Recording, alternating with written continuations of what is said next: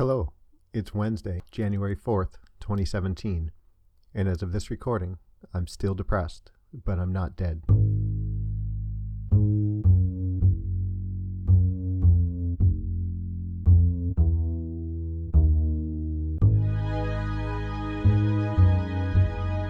Hey, Happy New Year and welcome to 2017. This is the Depressed Not Dead podcast, and I want to take a minute to thank everybody for all the feedback and the downloads and whatnot from 2016. I'm really appreciative of everybody out there. I'm looking forward to trying to make 2017 better than 2016, which was better than 2015. So yeah, let's see if we can keep making things better.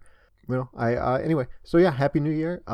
For all of you who maybe celebrate some sort of holiday in mid to late December, I hope that was all that you hoped it would be.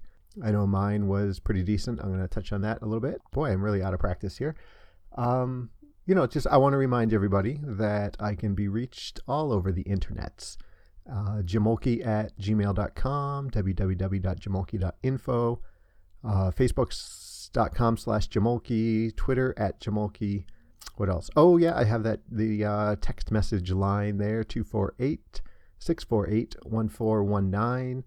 Again, you can leave a voicemail on that if you like. You will never, ever, ever hear me speaking to you on that line, as it's not actually connected to a phone. It is a Google Voice number, but text messaging works just fabulous. So, yeah, that's kind of housekeeping. I am kind of scattered. I'm not sure if I'm going to make any points this episode, but I wanted to get something out there this first week of January. So let's get to it.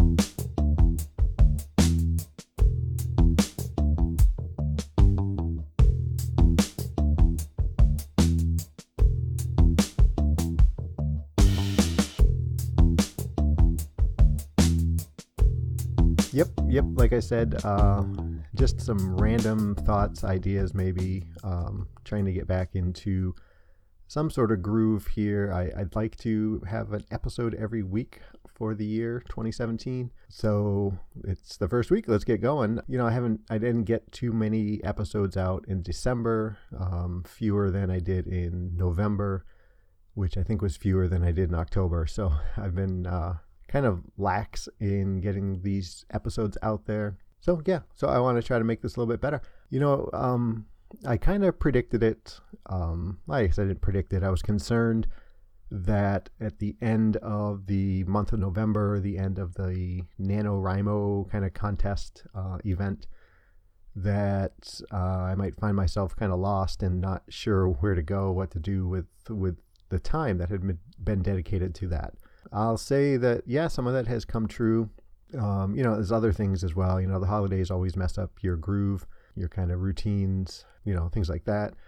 I had some, good things happen in December, but overall I'd say that, I was struggling to find almost my purpose, I guess, which I don't know how that sounds, what that really means, other than, when I was doing the writing on the book, not that was my purpose, I guess. It's not the reason why I was here on the planet, was to write that put down those words. But it, I had a really set schedule, right? I was going to the gym really regularly, and I was running on the treadmill. I was thinking about what I was going to write that day. I would write, each day, and then that was gone. And there was editing to do, which I'm struggling to get through. But it doesn't have that same kind of open-endedness, I guess, as writing the initial copy for the book. So I guess for the past month, I've just been kind of internally, if not externally, kind of wandering around trying to get back into some sort of rhythm, and I just haven't been able to capture that. Going to the gym has really fallen off. My dieting really fell off. Although I stepped on a scale today, and for the month of December, I've only gained back like 0.8 of a pound, which was a pleasant surprise for me this morning. I really thought it would be considerably more. So I'm rambling already. The holidays, right? So I grew up Catholic, typical kind of white American family, so we celebrate Christmas. My Christmas is, as I have family here, family in Michigan, were really good. With Nora's family, we do a white elephant kind of gathering. With her family, there's a meal and socializing, and then we do a kind of a white elephant gift exchange. And that was a really good evening. I made a cake. I made my first pistachio cake, and it seemed to have gone over very well with the family. It was even mentioned that maybe it needs to be part of the Christmas tradition, which is just fine with me.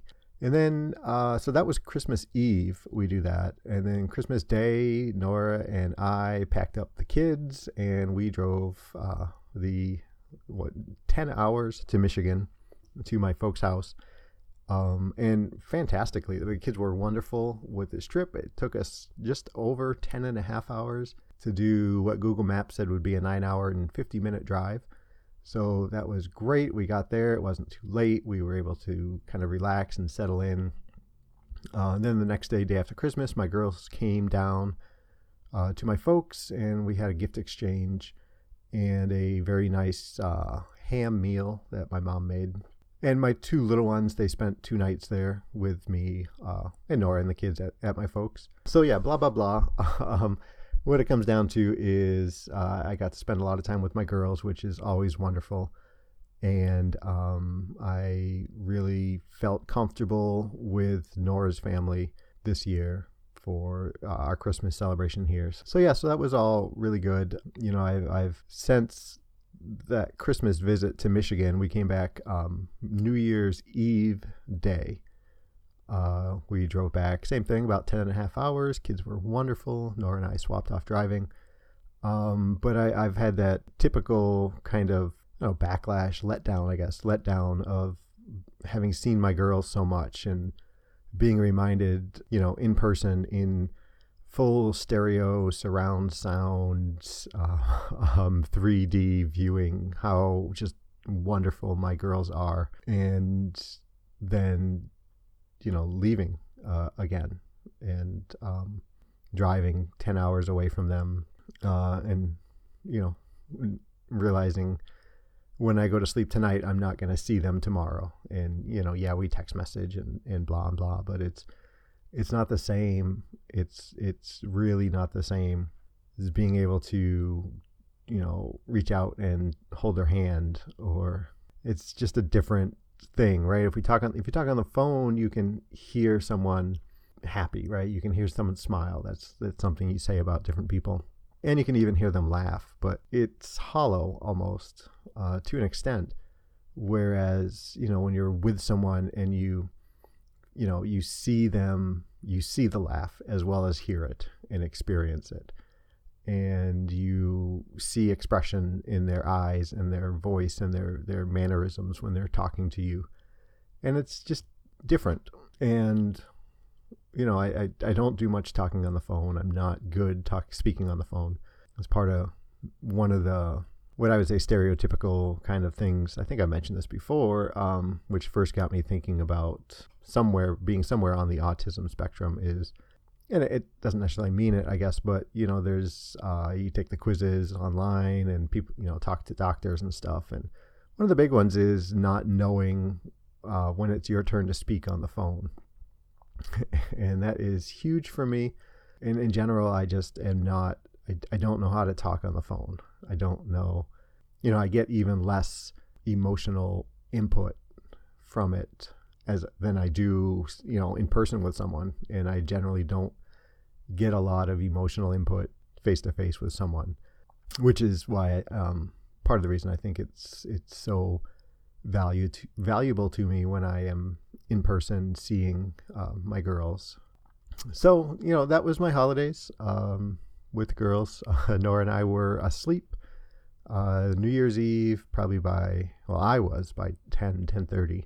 I'm not sure. So yep, here I am. It's Tuesday the 3rd, Wednesday the 4th. Tomorrow I get this out.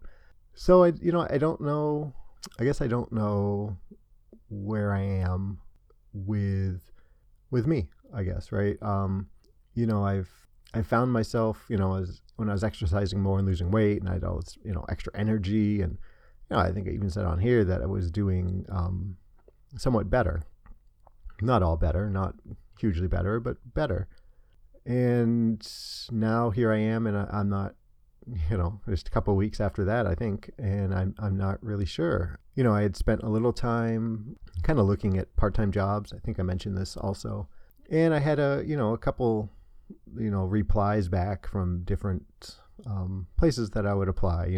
On Indeed.com, and which is a kind of a job aggregator site. And, there's a way, some of the jobs you can just apply with your Indeed resume. And so what the hell? I say, click, okay, there it goes. I've had some emails back and forth. I've had a couple phone calls. And now suddenly it seems like I don't have that energy. And I've kind of blown off the little bit of communication I've had with prospective employers. Yeah. So, I guess it's still on my mind that I would like to be in a position where I feel like I can work and be a reliable employee and not kind of get into the cycle that I know I get into, or I used to get into, with being productive at work and maybe being less productive at home. Even, I don't know if that would happen as a part-time job, but in the past I've struggled with being, work me or home me. And it seems like internally I'm not very good at letting one go while the other needs to happen. I'm someone who would, take work home with him, maybe not physically, but mentally.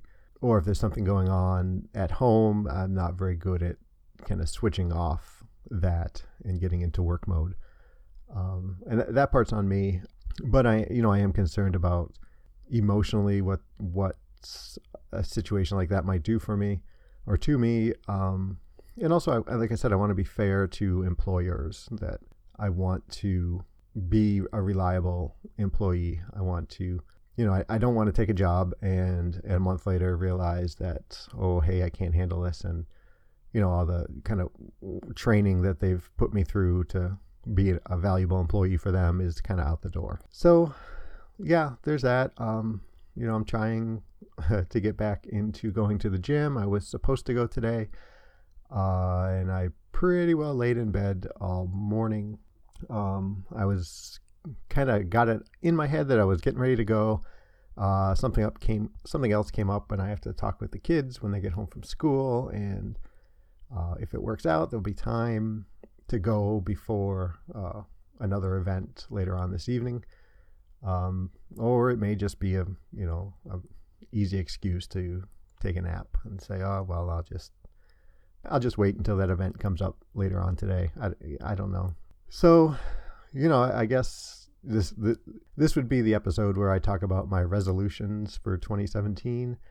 And I don't know that I have any. Well, I guess I do, but really what I'm going to do is I'm going to make a blog entry, I think, about my resolutions, maybe one at a time, maybe as a list. I don't know.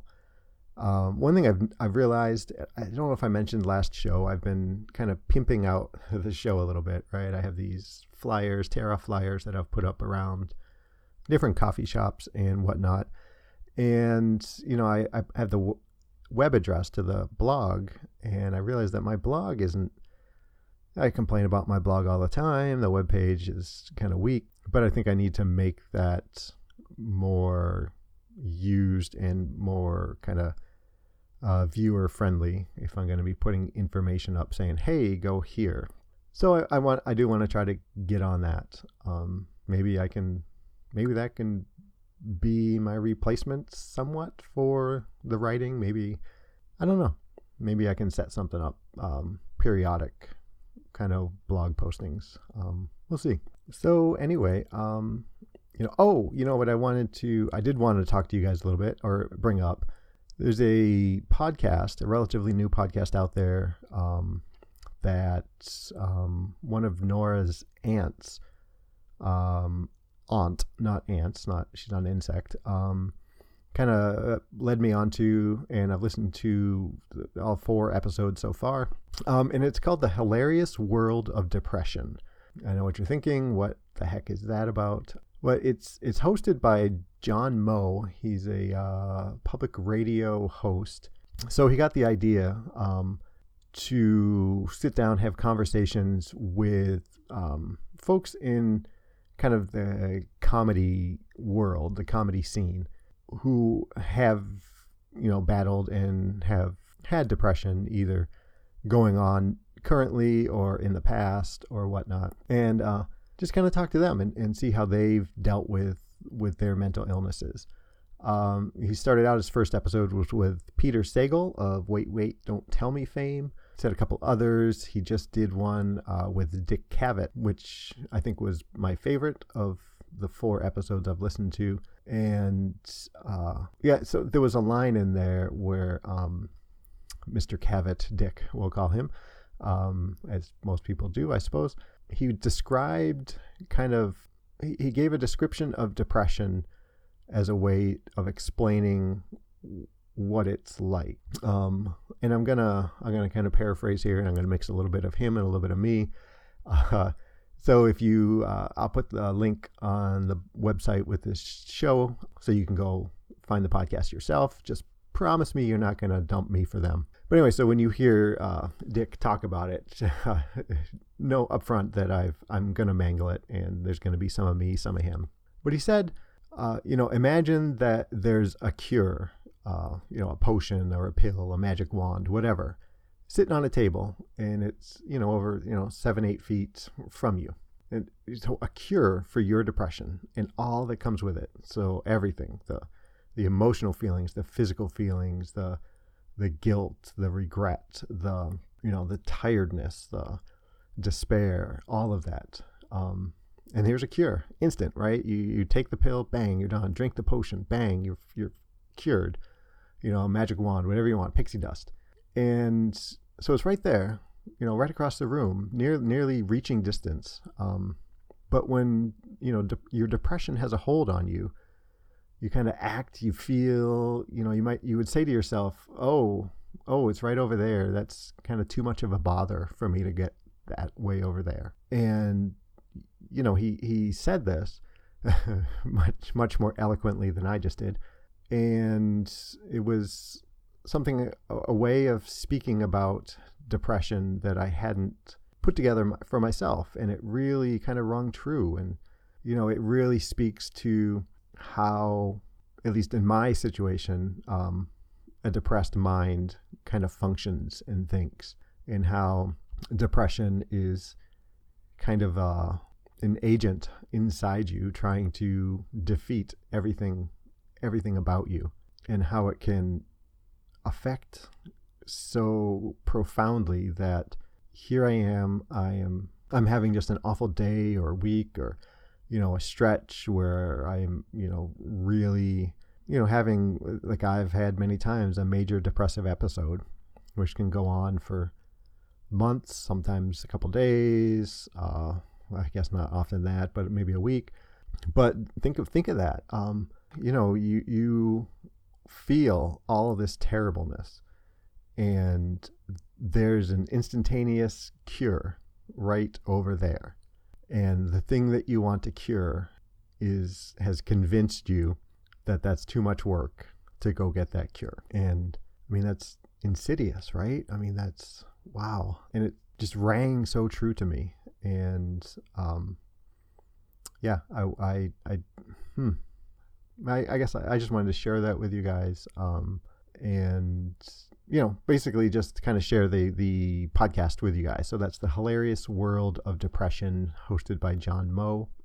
You can find it on iTunes and Google Play for sure. That's how I've found it, and download it.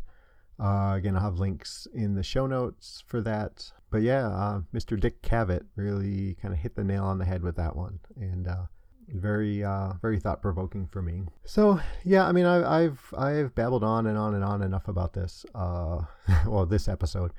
And thank you for getting all the way through. I do have one plea for you guys out there. I think I've decided that I want this podcast to be bigger. Not giant, not, hundreds of thousands of downloads or anything like that. But, every time I get a little kind of bit of feedback from someone, it feels good for me. And it's nice to know that I've kind of touched another person. I don't, not yay for me and look at all I did, puff my chest out. But, so many of us are in this and we think that we're alone, but we're not. And I feel like the more ears I can touch, maybe a little bit better I can make the struggle for someone else. And, if I get a little kind of rise out of it, a little bit of, oh, geez, that's nice. I'm glad I did that. Then yay for me, yay for you. So you spread the word. I've asked you that before, but really spread the word. If you're someone who can help me out and would put up flyers for me, I will gladly email you the flyer, print it out. I will, if you got a post office box, I'll mail you 25 of them. Whatever. I would just like to, find some more ears to listen to me and to listen to us and the feedback I get from you guys, which I kind of put into every show. I just think that would be great. And, there's more of you than there is me, and I would appreciate the help, but just, if that's not something that you're comfortable or able or willing to do, then just keep on listening to me and sending me some emails, because that helps me out tremendously as well. So I think that's it. I've kind of gone way off the rails, as I tend to do. Hopefully this will edit down to a nice, tidy little podcast. So everybody who's listening, thank you so much. Everybody who is kind of new and listening, thank you. Hopefully it's this show is something that can help out. Yeah, that's it. Happy New Year, everybody. Be safe, be well, and thanks for listening.